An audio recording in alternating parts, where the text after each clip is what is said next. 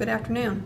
On the 1st and 2nd of May 2014, the Combat Integration Initiative, a program of women in international security, convened a 2-day symposium called Women in Combat: The Experiences of Partner Nations. During the 2 days, attendees heard from partner nation representatives as well as scholars and U.S. service women and men on both the importance of and the challenges to integrating women into combat roles.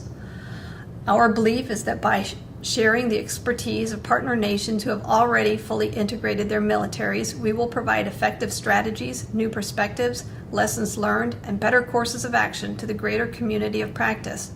Canada, Denmark, Norway, and Sweden sent representatives, including women who served in combat specialties and men and women commanders who have commanded mixed-gender combat units.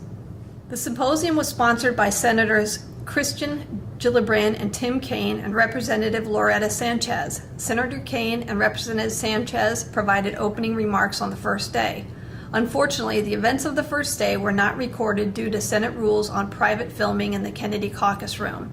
Therefore, the Women in Combat testimonials and the occupational standards briefings are not included in this video.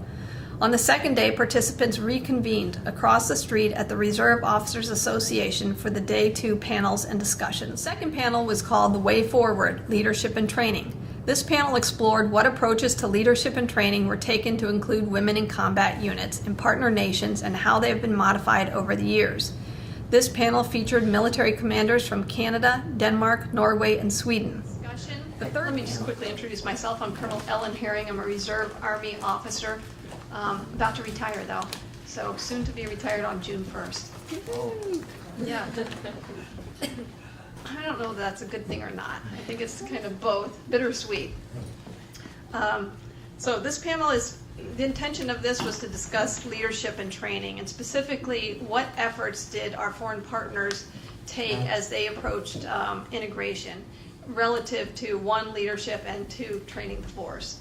So rather than go through a statement by each country, what we're going to do is actually discuss a set of questions that every panelist received in advance and have more of a free-flowing discussion. And so I will invite questions relative to each of the topics that we touch on from the audience right up front, rather than wait till a portion of time later in the period. So the first question that we had was, what did you do to prepare your leadership for integration? And if you can answer that question, if you know what was done to prepare leadership, and I'm talking leadership at every level. So, and I don't know that anybody will know what was done to prepare the highest levels of leadership, but if they have any insights on that, that would be nice to know. But really it's more the mid-level and lower level leaders, your NCOs, your sergeants, your company commanders, your battalion and brigade commanders. So what training was given, and was there any training given to those folks, and how did it go forward? If you're aware. Please. Yeah. In Norway, there isn't any particular training who is reflecting or who is on this topic in particular. We have a general leadership training through NCO school, through military academy. We have some discussion at military command and staff college, but we don't have any leadership training at that level. And when you become a commander on different levels, there isn't either any particular training, but our policies are there, and there is a lot of talks about gender issues and how to integrate not only female soldiers and commanders or officers, but also general diversity in our system. So, from my perspective, and now on how I have approached this issue in this specifically, is that in my point of view, leadership is about including everyone. And what was discussed yesterday is, and I agree highly on that, is to explore the individual qualities of whomever is in your unit and try to include them for what they are, not or who they are, not necessarily of what they are. That's my personal view on it. So yeah, I think we'll come back to more. In terms of preparation for the leadership, there was none for the Canadian forces. Basically, as I mentioned earlier, this change was imposed, so people were kind of cut with this as women were coming in. So no specific preparations. 10 years later, the attrition rate of women was 6 times higher than the men, so they realized they had a problem, plus they were not meeting the deadlines set by the Human Rights Commission. So recommendations were made, and that's when training started to take place. So we had a few things that were implemented: instructor selection, training for instructors and leaders, monitor the combat arms training environment, monitor selection, promotion, transfer, and attrition, and all of this. So we did that for a few years until the ball was rolling appropriately, and then later on some of these things got lifted because they were not necessary anymore. So again, we probably, in my view, we wasted about 10 years of integration time.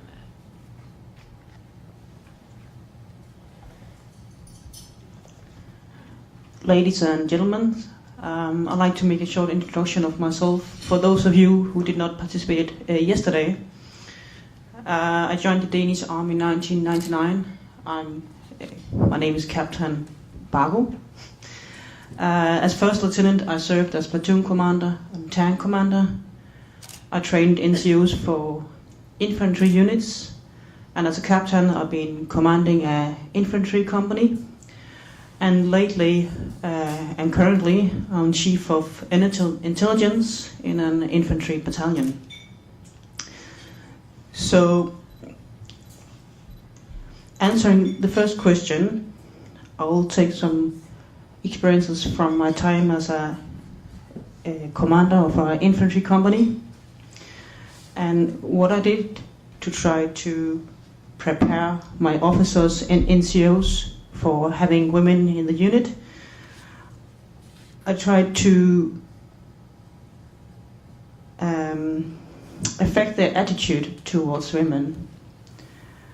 I tried to explain to them that they should be paid the same respect and the same treatment. There should not be any diversity in how they were handled compared to men. And I also talked to them about that maybe women are not as physically strong as men, but maybe they had other advantages such as courage, strong-willed, ability to cooperate, full of initiative, ability to multitask, skills that are at least important as physical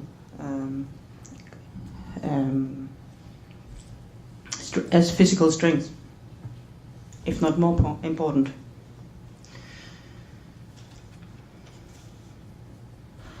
And yes, women can possess courage and may be more strong-willed, and we have recently examples from Arabic and Afghan, but also historical examples.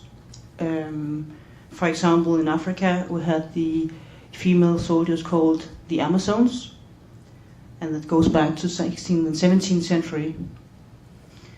And we have the women in combat units in the Russian army during First World War and Second World War, who were honored the highest medal you can have in Russia for courage and initiative.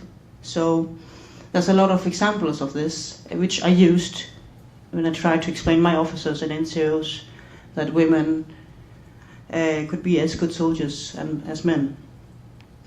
And actually, there's a book written about this subject by a Danish lieutenant colonel. He's now a retired colonel. The title is Women in Combat. I don't think it's translated to other languages than Danish, but it's about the historical examples and also about the differences and what should be focused on and what should not be. So it's actually a rather good book that pays attention to this subject. I think that covers for me. Thank you. Thank you. I will talk about the first question, but probably I will also in some ways relate to the others. I will try to make myself a bit short. I think in this area about leadership for integration, it's the last 10 years that we have done the most in the Swedish armed forces. And some example of that is gender coach program for the highest military leadership. We have plans for recruiting and for integration and also for recruiting activities. We have at my regiment two female officers, one female officer and one civilian, working full time with recruiting, and that's not just females; it's recruiting both females and males. We also have, as I mentioned, these integration plans that actually starts to get more realistic than in the beginning, when you just set a percentage of something that you want, but it's not, realistic. They are more realistic now. Ongoing work with adjusting equipment to females, and very important is that this is put on the agenda in several forums, in orders, meetings, etc. And this has been easier, in my opinion, to implement on the lower level. By the lower level, I mean company and below. I think, this is my personal opinion, that it has been a bit harder on the higher level. And the reason for that is that the younger people, I think, is more used to integration, equality, and so on. We are grown up with that. And me, for example, I have 10 years in experience working with female Marines, but if I go to a colonel or a general, he is actually too old to have been led female soldiers. So I think it's a little bit easier on the lower level and higher on the harder level. We train, as I mentioned earlier, soldiers and officers several times in Gender Resolution 1325 and so on. And I guess I'm preaching for the choir now, but leadership is everything in this matter. It's the choice of simple words, how the officer treats the soldiers and his subordinates, and by not making a difference, the officer is showing that it's good with the mixed units. Your soldiers and subordinates will do the same, say the same as you do. And then I'm preaching for the choir here, but it's important that you don't make anyone stick out in that matter. So I think that's the way to answer how I told you earlier also about the hand towels and everything in the former panel, so I won't do that again, but that is some answer to how you personally can prepare yourself for the leadership, and also how the Swedish Armed Forces have prepared itself for this leadership. Ask me if I should make anything more clear. Thank you. Thank you. What I kind of heard from the panel is that initial training wasn't necessarily there, and over time the training has developed, and with the development of the training it certainly had an impact on the acceptance of women in those units. What I'd like to try to get to is, can you come up with examples of specific leader behaviors? And we always talk about leadership is critically important and it makes all the difference in units in the world. But were there single instances that you can remember of something that happened where a leader stepped forward and really made a big difference? And the example I'd like to use, I don't know whether you all are familiar with this, but in the Australian Defence Forces just recently, the Australian head of, I'm not sure whether it was the head of the Defence Force or the Army, spoke about sexual assault in the ranks, and he was incredibly powerfully clear about his position and how he was going to deal with it. And to me, that was an example, a specific example of where leadership was really on the mark and had a kind of a defining role in the way the Australian Defence Force was going to approach that. So can you think of an example that we might be able to take away in your experience? A specific example. I can speak to something that didn't happen and should have happened. Again, throughout our first 10 years of integration, there was a lot of abuse going on that went unnoticed, and no actions were taken to do something about it. So instead of taking action when it should have been, there was none done. So looking back now and having been a commanding officer of a unit myself, if a few commanding officers had been fired, that would have set the tone very quickly as to what was acceptable and what behavior was not acceptable.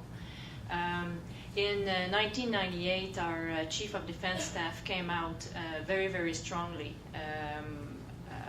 about various behavior that were not acceptable. Maybe I can go get my notes, but I have the quote somewhere in my bag there. But to the same effect as the Chief of Army Staff of the Australian Force. Until that happens, very, very difficult for the rest of the chain of command to get the right set of tone. Mm-hmm. Thank you. Give an example. Yeah, I can give some leadership example, and we also talked a little about it earlier.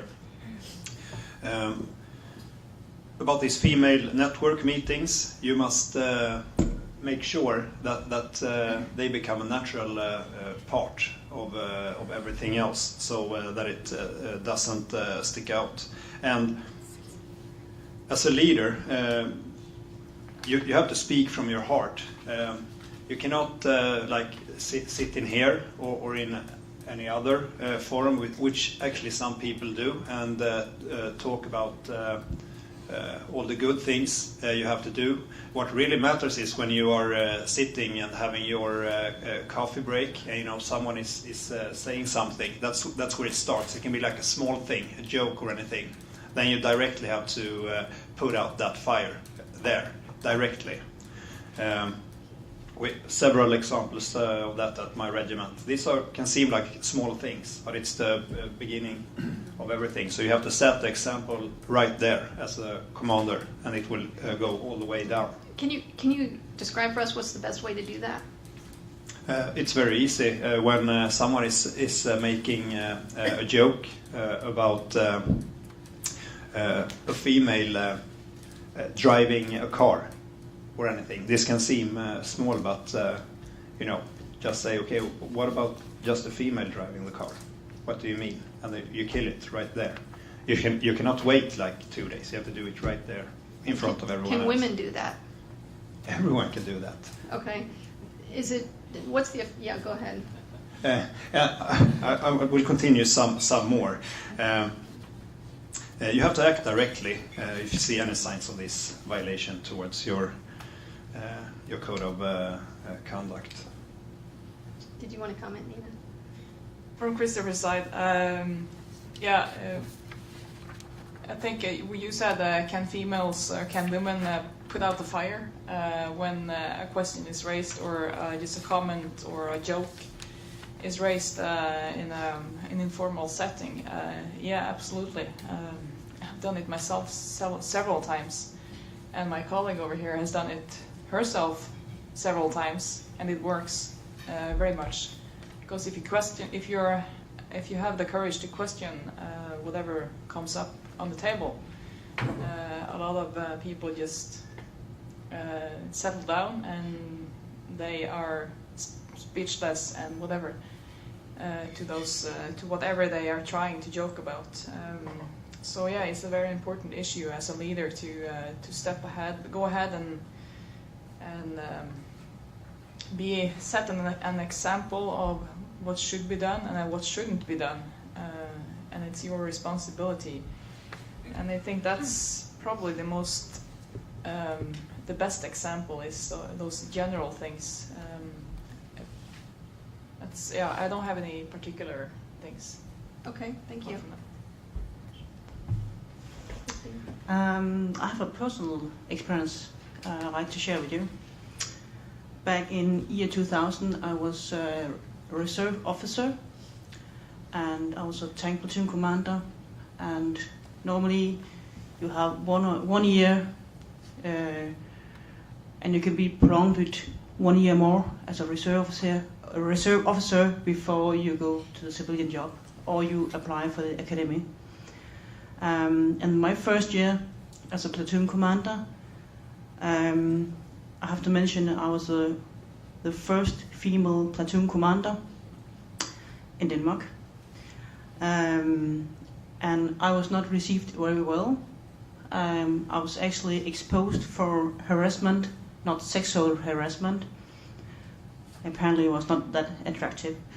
Anyway, a lot of harassment, and it was only because I was so strong-willed, I really wanted to do this, that I actually stayed. Otherwise, I would have dropped out. So that's 14 years ago. So. And we heard earlier on that some of the colleagues could just talk to their leaders and then they will have their personal mentor. But I couldn't, because the one who was leading this was actually the OC. And I was a young lieutenant, so I was afraid to go to the battalion commander because he had very big stars. And so, and actually after 1 year I wanted to apply for Officers Academy, and he wouldn't let me. He wouldn't sign the application. So I had to go further on to the battalion commander, and actually he would, and that's how I moved on. And his perception of me was that I was a woman and I could not do the job. And it was not until in the end where he actually saw my papers from the surgeon training program, where I graduated as number 1, and my papers from lieutenant school also, that he realized that he had failed actually, that he actually had a young officer who could be really, really good as a platoon commander. And actually, I was so lucky that year we changed the structure of the regiment. So I attended another tank company, and there I was actually doing very well as a platoon commander. I got very, very fine papers after that period. So what I want to tell you with this story is that at that time I needed someone that I could talk to, and there was no one. And we actually have that today. Actually, this specific topic were focused on from 2001 actually, and now we have something called offensive advisors, and this is both for male and female, where you can go and say, I have this issue with my platoon commander or OC, and I don't know how to handle it. Can you help me? Good advice. Can you pull some strings for me? If that had been another girl than me, maybe not that strong-willed, she would have dropped out. if it had been a girl, if there had been an advisor, it'd been much better, and then she could have help. But it also has something to do with leadership, that you have to understand your soldiers. My OC at that time had a, what do you call, stereotype way to see things. So he didn't realize until in the end that actually it had a lot of qualities. And that's about leadership. You have to understand the soldiers and the qualities they have and try to use them to get the best out of them. And I think also that was covered yesterday by the captain from the U.S. Marines. I can't remember his name, sorry. Yes, just a personal example. Thank you. Good. So I've heard a couple of things that have been done to try to make a difference with leadership, and one of them was in Sweden you have gender coaches, and in Norway or Denmark you have these offensive advisors, you called it. I think we might call it equal opportunity advisors perhaps, but somebody you can report to if you've got a problem in the unit. Christopher, could you elaborate on the gender coach program, how that came about, who is coached, and I think it's to help leadership see gender. Is genders broadly or is it women specifically? Could you elaborate on that? I can answer for our education and training at the company level, and probably I think that Anna can fill you in on the higher military command, because I know that she has trained them personally, right? Some of them. You know how it works anyway. At the lower level, this training that we have for the officers and the soldiers, it's both gender equality, is the resolution 1325, and it's harassment, and it's mixed in a package, so to say, and it's integrated in the leadership training for the officers, and it's integrated in the basic training for the soldiers, and it's also integrated in the code of conduct process out at units. And it's also a subject that is alive. You discuss these areas, as you know, you sometimes adjust your code of conduct in some ways, and you discuss these areas. So it's really a part of everything, just like you discuss everything else. And you make specific focuses. For example, if we are going to Afghanistan or Kosovo, maybe we go in a little bit more resolution 1325 direction, specific for the kind of mission that we are doing. But I would like Anna to fill you in on the gender perspective for the higher command. I know it has been done 2008, and yeah. So be my guest, Captain Björnsson. Hello, my name is Anna Björnsson, and I'm captain in the Swedish Army working at the headquarters. Regarding the gender coach program, we had it twice, as the captain said, and the last time was last year, 2013, and then we had 6 of the highest leadership, and that's the Director of Economy, the General Director, the Second in Command of the Armed Forces, the Chief Operations, and the Director of Productions, and the Head of Intel and Security, and then the 6th one, I don't remember, I'm sorry. I will get to it.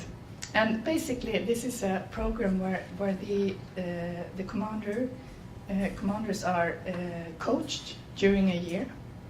So there are at least one time every month they have to meet their coach, and this is a specialist. And he or she does not have to be military. They can come from another agency or authority or civilian organization. And it has proven to be very, very effective, because these coaching sessions become very personal and go very deep. That is my understanding, at least. And I think I really think this is a good way to take these questions even further, because to my experience, it has really changed something deep inside of these persons, and that's why it's so effective. And I'm happy to tell you more if you want to know. Does anybody have any questions about the Gender Coach program in Sweden? I think they're the pilot program. I don't think any other country has done what you all are doing. You're kind of on the leading edge of that. Okay, thank you. Yeah, Chantal? Yeah, I wonder if you could elaborate a little bit more. So what kinds of issues would you be discussing with the commanders, and to what extent they that really changed their way of looking at things? Yes, I can take my own my 3-star general who I'm working for. He changed his job in the beginning of this year, and he used to be head of productions. And during last year, he made something, within the normal directives that go out to all units, and it concerns everything, of course, production of everything, soldiers, material, everything, weapons. He made a whole section in that order, and it was only about gender equality, and it was extremely specific measurements that he outlined for the units to do, and things to, and with very clear goals and measurements and indicators what is expected. And I would say that is truly remarkable what he did.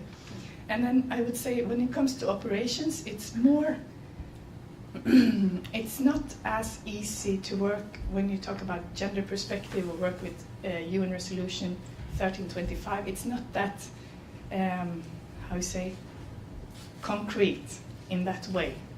So when it comes to operations, we have not gotten that far as the production, but I truly believe it starts with if the commander takes a stand and he says that this is important, I expect from my staff that we do this, and this is going to take a longer time, but that's what he has done. That's what came out of that side. And then of course it's up to the individual person and his or her coach, but I would like to get back to this personal side, because Christopher was also talking a bit about it. It's a big step between saying and doing the right things and truly believing in it, and this is what I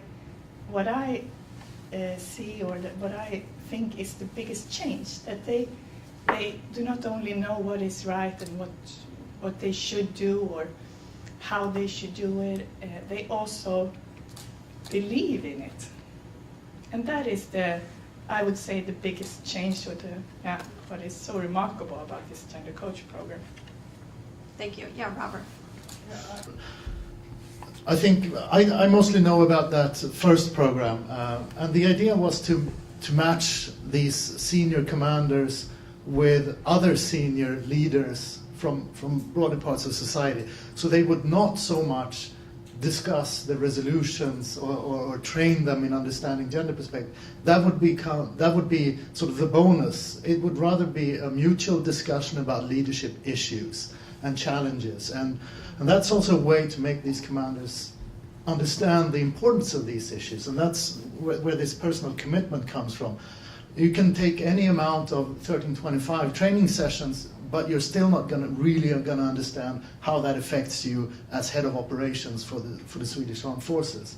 But if you sit there and you talk to a senior commander in the Swedish police, for example, about mutual leadership challenges related to gender and women, well, then suddenly you're going to see the importance of these issues, and it will have an impact on how you believe, if you believe in them, and how you will implement it. And that's more what they talked about, I think. How do we do this in our daily leadership, more than this is what 1325 is, and the goals of the resolution. Could you clarify for the room 1325, because I'm not sure that all U.S. folks here know or understand 1325. Unfortunately, Right. Yeah, the gender lingo here. So the UN Security Council Resolution 1325 on women, peace and security acknowledged not only the particular impact on women in war and conflict, but also their importance in resolving conflicts and building peace. So that's the foundation for all of the gender integration in broader society related to women, peace and security. So that's why we just use the 1325 as an all-encompassing approach sometimes. Right. thank you. Yes. And I could just add, that first program involved what then became the Supreme Commander and the Head of Operations. So we had two believers at the very top of operations in the Swedish Armed Forces, which meant that the Senior Gender Advisor before Anna had the support, genuine support from the very top leadership. And without that, nothing's going to happen, of course. And there's very few leaders like the Chief of Army in Australia who would stand up individually and really take a stand. I think is unique in that sense. There's no one, I haven't seen anyone in the US, even though they might believe in it, I haven't seen anyone stand up and say this is the issue, and those of you who do not support me, get out, which is what the Australians said. Right, thank you. Nina had a comment. Yeah, I just wanted to comment on a couple of things that does work and hasn't been working in Norway. It's not necessarily things that will not work if it's done right. What I mean to say is there's a couple of things in Norway that has a positive, that the politicians and our senior commanders would like to work, and they are actually they have focused on it, but it's not working towards its intentions. We have for female officers and enlisted, we have a network. We call the Female Network program. It's been a program or a network existing for many years, but it's for a lot of us female officers, it's had a negative impact on us because it's been we call it a tea party somehow, and whenever they call for a meeting, very few female officers and enlisted want to go because it has this negative Connotation. yeah, around it. So it's a thing that I believe hasn't been working to its full intention because of what is done and the leaders who are picked for that network. And those are female leaders who are responsible for it, and they tend to be those female officers who are not necessarily representing the majority of us who really wants to become a part of the force, unfortunately. So that's just one program which, if it's done right, can be a good thing, but you have to be very it's important to pick the right person for the job to make it work properly. We also have a lot of mentor programs, both for male and females together and for females alone. They are important programs, but they have been less effective because they're not very well known to a lot of us, and that's a leadership responsibility. The commander needs to promote these programs and select the people who are supposed to be there. It's becoming slightly better, but there's a long way to go to use those programs effectively on especially women. Concerning the gender issue, I'm currently a student at Command and Staff College in Norway, and this has also been my first education on gender, Resolution 1325, and unfortunately, I have to admit, it's had a negative impact on me because of how the school is approaching this issue. And that's mainly because they are using specialists to educate us, not the commanders. And it's just another topic within everything else, and they're not integrating it in our training properly. So Norway definitely has a way to go to integrate these things properly as a normal part of our force. Definitely. What has worked, which I would like to comment on as well, is two specific things, and that's on the lower level in our military service. The first thing is actually as a minor thing, but also a very important thing, is equipment. Integrating or getting the right equipment for our female soldiers is a very effective and easy solution to fully integrate them in their unit, so they can actually focus on their job. Sorry. The other thing that has worked, and I know this is a hard topic for the American society, but mixed rooms for our soldiers. It's actually a very effective thing in the integration of female soldiers and enlisted as well, with equal rights and standards. But it will require clear leadership on what is supposed to be done and what is not supposed to be done when you have those mixed rooms.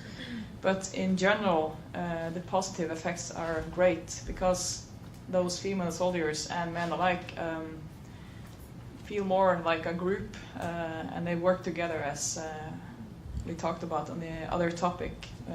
Unit cohesion is influenced positively. So, yeah, it's not everything works as it's supposed to, even though it has great intentions. But all comes back to the leadership and the commander. What are the commanders doing? So, yeah, I think we're going to come back to that all time today. I'd like to highlight that, and this was really probably not covered and should have been covered on the last panel, is about what you just said about mixed rooms. I think Canada does that as well. You don't separate. A team is a team regardless. Could you just briefly clarify, I think, is it just Canada and Norway that have, so is it a squad, lives, sleeps, eats, breathes together, no matter what? Yeah. So on and off duty. And by off duty, I mean they live in the same barracks, they share the same dorm space, and, okay? All of them, that's interesting, thank you. And has not been proven problematic, in fact, it has actually been.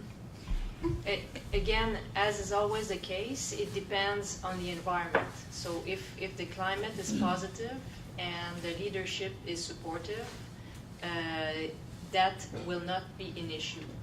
If there are abuses happening in these mixed rooms and nobody talks, that's when you have issues. Sure. So you have to make sure that, again, you've got an appropriate leadership surrounding this whole thing. So the organization culture goes hand in hand as to how you're going to approach this. So in terms of what we do, when we can, so if it's barrack blocks, we try to provide a separate room to everybody. When we're out in the field, it's all mixed. There's no special things done. Initially, when we started this, there was a lot of overreaction. We have to make sure that the women are all separate with their own area. And I lived through that, so I was mixed in a tent with 10 other women with whom I have no affiliation because my section was on the other side of the camp. So it's a bit difficult when you go through training and you're not necessarily with your team. So there was a lot of complaints made with that, and then these got implemented as we went. So. Yes, Christopher. I can give, yes, we are totally integrated to say first. We had a joint exercise together with the Dutch Marines, and we were on board this LPD called the Rotterdam. So we lived on board this ship for a few weeks. Do you know what an LPD is? It's like this really big landing platform dock ship. With our company and together with the Dutch and so on. And I went down with a logistic officer in the beginning to just sort out everything before we started the exercise. And he asked if we had any female Marines, and I said yes, of course. And he said, okay, they will live on another section of the ship, on this level. And I said, no, they are like any soldier, so we do everything together. No, he looked at me like I was from another planet, and I looked at him like he was from another planet. So I told him with my deeper voice that this is the Swedish way we do things. Then he used his deeper voice and said that this is a Dutch ship. So that ended up that all of my company was stationed in their barracks in the lower part of the ship in these big rooms. And the females were on the total other side of this big ship on another level, just because of their sex. And what happens is that when you work down there, when you have to, they had to run up and down around the ship, they missed like information, preparations, and everything. So you took away a lot of the spare time from the female soldiers. They wasn't like fully integrated, and you can probably understand without me giving all of the examples. But that actually was a big problem. And Thank you. I've heard that many times from U.S. women that when they're separated away from their unit or squad, it creates artificial barriers that don't need to be there, and it's really problematic for cohesion and internal culture. I'd like to move on to another question that has to do with what have your countries done to make your leadership care and see and take this issue seriously? We've heard a little bit about how Sweden has used gender coaches. I'm interested to know, though, if there have been, are there positive measures that have been done in addition to that? That sounds like a great one, or have there been negative for commanders that don't take it seriously? I know 1325 has been important to your countries much more so than it has for the U.S., but 1325 kind of established benchmarks that you have in many instances tried to achieve these benchmarks for success. How has that impacted taking it seriously, or has it in your countries? Anybody? Never heard of 1325 until 2 years ago. So it has had obviously no impact. None whatsoever. I guess the driver for us was a request from Canadian society to make this change with the backing of the Human Rights Commission that imposed a change on the Canadian forces. That was the main driver for us. We'll always go back to that, but as General Morrison did in Australia, you need the leadership to be very out about this, very public, and make very, very clear statement as to what they are willing to take or not. And I'll get back to what our Chief of Defense Staff said in 1998. And what I find interesting about these quotes is that they are not specifically saying women. They are addressed to the whole force. And here he was talking about the Canadian forces as a whole. So he was saying a military force in which mutual respect, trust, and loyalty are lacking is not an effective force. It is a hollow shell, nothing more than a gang of individuals lacking cohesion and common purpose, each acting alone and looking out for his or her own interests. And this went out in the media, this went out nationally. So this was a very, very strong message that everybody received, and from there the code of our code of honor was developed, and then we were assessed on how people were behaving towards that. Another thing he said was that it is a personal and professional responsibility of each member to take action in event of inappropriate behavior. Turning a blind eye is not acceptable, and each individual will be held accountable for their actions. As soon as he said that, and the actual actions were actually taken to support what he was saying, that's when, within 5 years, we had a big turnaround in the whole forces. So, again, I cannot overemphasize the importance and the influence that the senior leadership has, but that has to also transpire within their actions and what happens in the field. And from them, we have the commanding officer courses put together, and all of these things were clearly taught and instructed, and then commanding officers had straight direction from the Chief of Defense Staff, direct from him to the unit level, because this is where integration happens.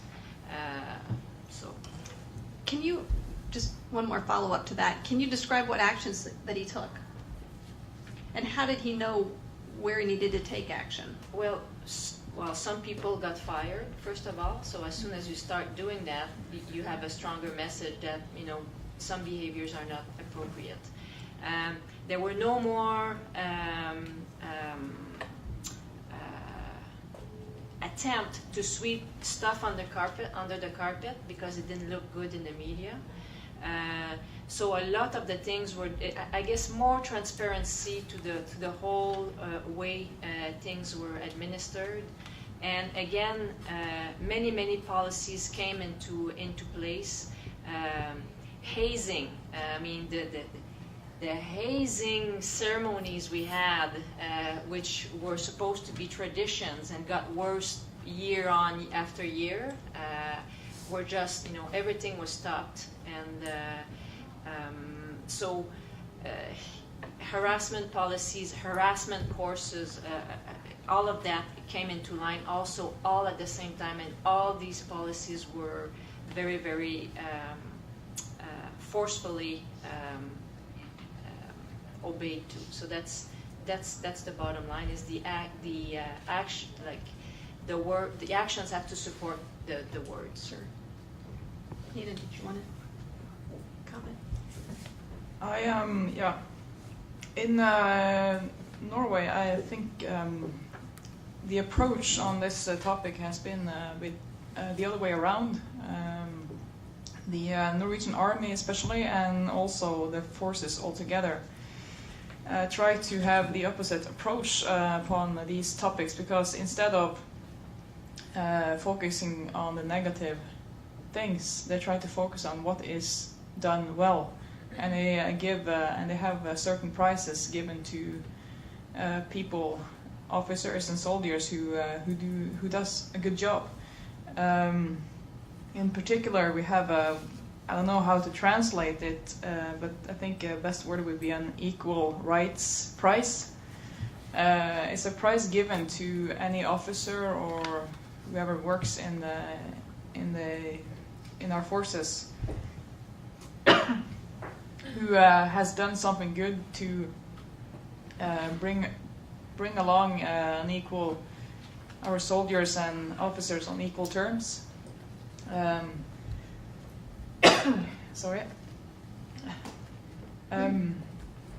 Who has brought up diversity as an important thing, and it's given every year. The other prize is the Norwegian Army prize. It's based on the platform of values the Army carries, which is respect, responsibility, and courage, which is given to anyone who has proven to be to lift respect, responsibility, or courage. It's 3 prizes every year within each topic. And in that manner, I think you actually, if you give prizes to people who actually do well, it encourages other people to try to focus on doing the good things instead of focusing on what's negative. And you probably have a better effect on the negative things as well. That's my personal opinion, and I think that's a good approach. Thank you. Christopher, did you want to add? I so much agree. Everything said, and also I would like to say that what Captain Berg said about these female networks also totally agree. It's just the way it is. We had our battalion commander attending one of those meetings, and that also had a positive effect. But I think as Captain Berg. Okay, thank you. So I've been asking all the questions, and I still have a lot more, but I'd really like to invite questions from the audience if anybody has any. I do. Okay, please. Hi. I just had a comment, especially to Captain Nina Berg and Captain Lenning's points about rooms, open barracks, open tents, etc. As a young American officer, I found that my separation from my unit in combat had a tactical disadvantage. It actually has the ability to get people killed. It can. It's a little thing, but it's so important. And I don't think our military will get there quickly, but it really did have a tactical advantage. I was unable to gather all the information I needed in nightly meetings because some of that information happens after the meeting commences and I'm kicked out of the tent and have to walk 4 miles to my other tent on the other side of the base. But so I really appreciate that little thing being brought up. I think it's not little. It's really important. Thank you. Yeah, hi. I just want to add something to what my colleague Nina said about the Tea Party and female network in Norway. I do agree a lot. But I noticed that some of you reacted to what you said about that the female officers that are leader in that female network does not reflect the majority. And the reason is that the female officers in the female network in Norway are actually fighting to get like different standards when it comes to the physical part on women and men. And the argument that they are using is that, well, women are different and female are different, but what the majority of females in combat units in Norway, they know that the job is not different. It doesn't matter if there's a man or a woman that is doing the job. So that's why we kind of take a step back and do not want to be included in the female network in Norway. Most of us. Thank you. Thank you. Margaret? Yes. Margaret Cope, retired U.S. Air Force. My question has to do with accountability, and I appreciate your covering that. But when our folks are relieved of command, it seems the senior officers retire, or in some real severe cases, they may retire with a reduced grade. Our junior enlisted usually are discharged dishonorably and go out without any kind of retirement because they haven't served long enough. But when you mentioned, Colonel Kerrigan, that the folks are fired, what does that mean in your service? If you could elaborate a little bit. It depends on the extent of the wrongdoing. Right. So sometimes they just get removed from command and they are assigned to another job. Or if it is bad enough, then they are released from the forces. And again, depending on the incident, they can get demoted or with, again, the level of pension that goes with that downgraded rank. So it's always dependent on the incident, and then there's a determination that is made by our legal folks on where this sits. Yeah. Great, thank you. Yeah, go ahead, Christine. As a comment to what the colonel says, in Denmark we have something similar. Actually, this year there was a directive for Diversity issued, describing the consequences for unsuccessful integration. And one thing was that you could not gain any advancement in your rank. And the other one was that you cannot achieve any what we call performance salary if you could not do successful integration.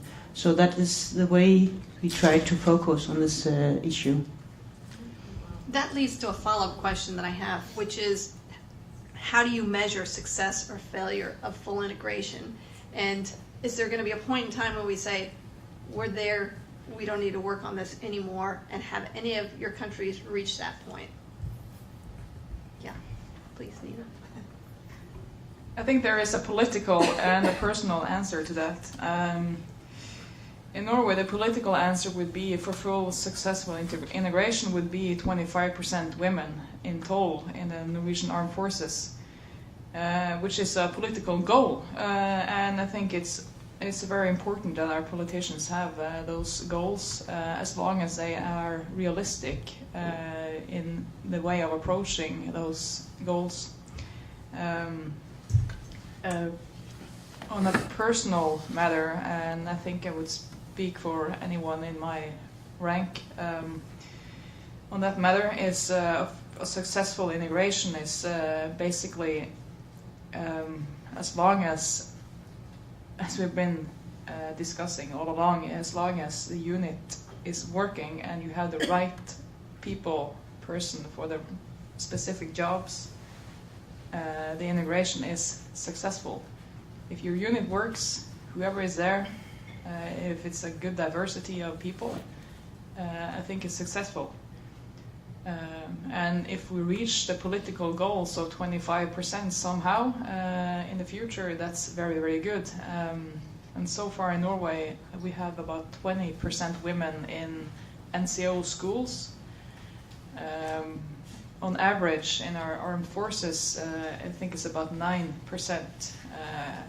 The fewest percentage is on the enlisted and conscripts so far. We have a slightly higher percentage of officers, but the decretion from NCO school and later on in the career is mostly due to a lot of women tend to quit their service earlier than their male colleagues due to other interests. They're starting families.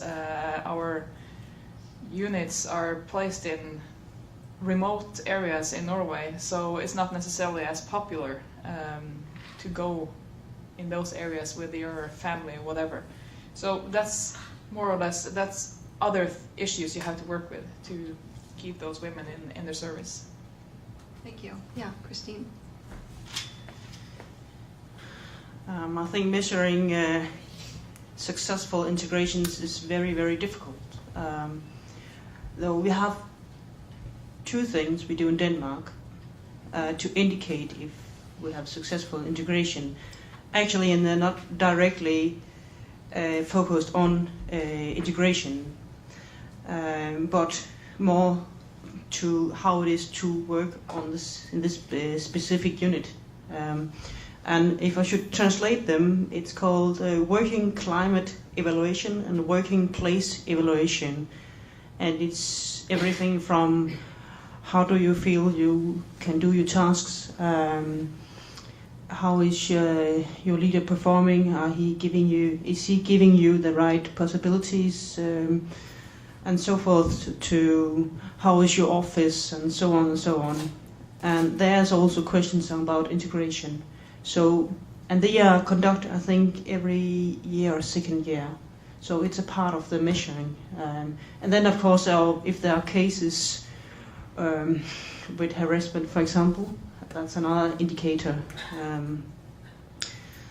And then we have tests with what we call 360 evaluation, where you are evaluated not only from your leader, but also from your subordinates. So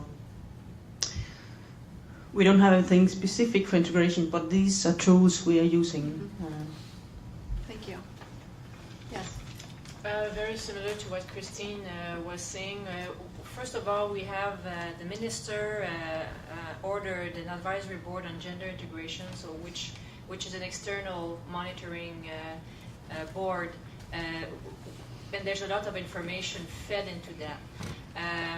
What feeds into that are we have our defense researchers who are specifically targeting gender integration, so they feed into this board. So they conduct studies, for example, at our military academies. They interview people, women back from deployments. So there's that feeds into that. There's also the whole, all our harassment statistics feed into that. And we also have at the unit level, once a year or once every 2 years, we have what we call the command climate survey. So all the soldiers go through this survey, and it gives you a measurement of the trust in the chain of command. So not all COs like that, but this is a tool that we have learned to use over the past 10 years, and especially when deploying to Afghanistan. This was a very, very useful tool for COs to evaluate the command climate that they've generated within the units. If that is available to the advisory board, not sure, but that's another tool that's out there that makes its way as well through the chain of command. So one follow-up comment on the command climate. It sounds like that's a commonly used tool throughout militaries. The problem, though, that I see with command climate surveys in the United States is the commander issues it, the commander gets the feedback, and he knows whether he's got a good or bad command climate. He can choose to do, or she can choose to do whatever they want to do with that survey. They can throw it in the trash can if they want to. It doesn't get seen by their boss and the boss's boss. So it doesn't. So they're not held accountable by senior leaders if they've got a poor command climate. Our brigade commanders see it. Okay, for So down the company, battalions. Well, we do this at battalion level, and the report gets sent up to brigade level as well. So the brigade commander has an idea of what's going on in each one of his units as well. Good, thank you. Yeah, Chantal. Just a follow-up question to the advisory board on gender integration. This is sort of a watchdog monitoring mechanism. But in the coffee break, we were talking about this a little bit, and you also had some reservations with regard to the board, and I wonder if you could elaborate a bit on that. It has evolved a lot, and then again, I don't necessarily have, because the last time I spoke to them was in the 90s, and things were not going that well in the 90s in terms of integration. So, at the time, as a captain, I felt very uncomfortable delivering my challenges to this board. Not, again, this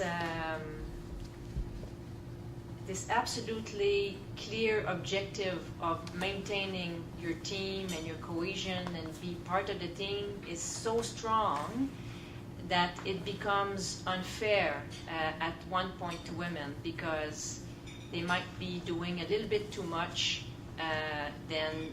more than what they're supposed to be doing. It becomes unfair to them. So they are basically putting up with stuff that they shouldn't be putting up with. So for me to speak to civilians or military women into which I didn't quite relate to was a bit difficult. So basically a lot of my responses were, well, I'm doing fine. I'm hanging in there. I'm doing my part. I'm contributing. And it's only many, many years later that I realized the impact of all of that. That brings me to another point, and many times we hear the comments, well, the new generation gets it. Yes, to a certain point. Depending on how much training or how much familiar with the military this new generation is. Right now in my current job, I see brand new guys coming in from the street, 17, 18-year-olds, whereas I was used to unit level when we have people a little bit more mature, and then the indoctrination is a bit easier. But when I get this bunch of 17, 18-year-old male, female, I mean, the hormones are through the roofs, and it is absolutely not true that they get it. So it's, why are the girls asked to do that? It's not fair, they're doing less, and the girls are exactly in the same position I was 25 years ago, wanting to fit in and putting up with a bunch of crap they shouldn't be putting up with. So how do we go about doing this? How do we manage that? And it's us as leaders to make them work on what they need to work on. So we try to create opportunities for women to get out there and do stuff. While we tell the guys, well, bullying is just not intimidation, and the fact that you've got bigger biceps is just not the right criteria for a good soldier. This is not what a good soldier is. So a lot of relationship management, mentoring them as to how to behave with each other and all of that. Because as I noticed with my teenagers, I've got 4 kids and 3 of them are older teenagers. And in high school, they hang around together. The girls have a tendency to hang around together, the boys have a tendency to hang around together, and when they get to 18, 20, that's when, well, a lot of stuff happens, a lot of confusion. And yes, the internet is there, yes, they are bombarded with lots of information, but in terms of maturity and how to put all this information together, it's a very confusing time. And I had forgotten about this time. Now that I see it live, I realize, oh, we got a lot of work to do with this new generation. It is not something that is inné en français. C'est quoi inné? Born. You're not born with this. It's got to be worked on. Some don't get it at 40 years old, mind you. Sorry for such a long answer. Thank you. Actually, our lunch is going to get stale here, and but I'm seeing several hands. So, should we take several at once? I don't have a question, but I just have a comment with regard to the U.S. Air Force.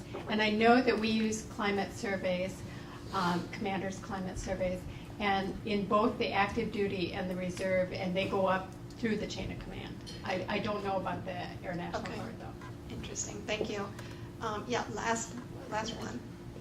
A question about a 360 eval you were speaking about. Is that an eval that's the 360 eval? Is that just given to the person, or is that something that's a part of their evaluation process for promotion? It has not been entirely what do you call that? We don't use it yet. We've just been testing it. Actually, at the officer academy. But it's supposed to be a piece of paper that you carry with you through your promotions. So it has an impact on your way up through the ranks, actually. So, and I thought it was quite successful, actually. But I don't know how far we are in the process. Do you know that? Yes, we're starting out with a program called Leader Assessment. I think it's introduced in 2 months from now in the Danish Army, and it will relate to the points that Christine gave on this reduction in salary if you can't perform up to the Chief of Army's expectations. And it's quite a big sum of money that you actually can lose if you do not perform. It's from the numbers 0 up to $30,000. So it's like it's something they can feel on their paycheck if they can't perform according to his criteria. And diversity is one of the criteria that he has introduced this year, Chief of Army. So this is how he's trying to emphasize this. This is actually one of his focus areas.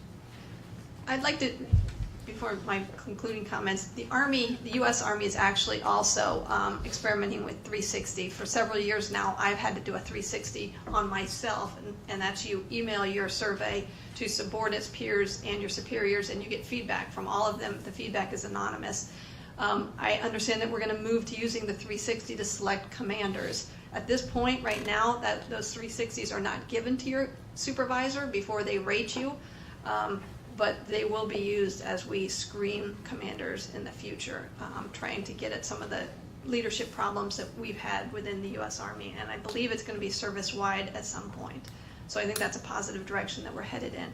So let me just close with saying that what I've heard about leadership here is it starts at the top. Your most senior leaders have to be committed and on board, and it sounds like one way to get senior leaders committed and on board is what Sweden has done with this gender coaching program, because unless they actually believe it, it's just they're providing lip service with no follow-up action or activity to support what they're saying, and they're saying it because it's politically correct, not because they necessarily believe it. Until our senior leaders believe it, it's not going to happen.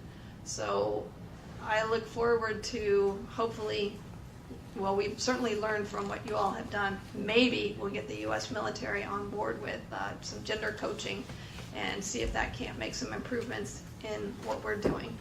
So I'd like to thank my panel. You all have been great. We're going to take a break for an hour right now for lunch, and it's a buffet, so please help yourselves, and then we will sit here and talk and eat and then start again at 1:30. Thank you.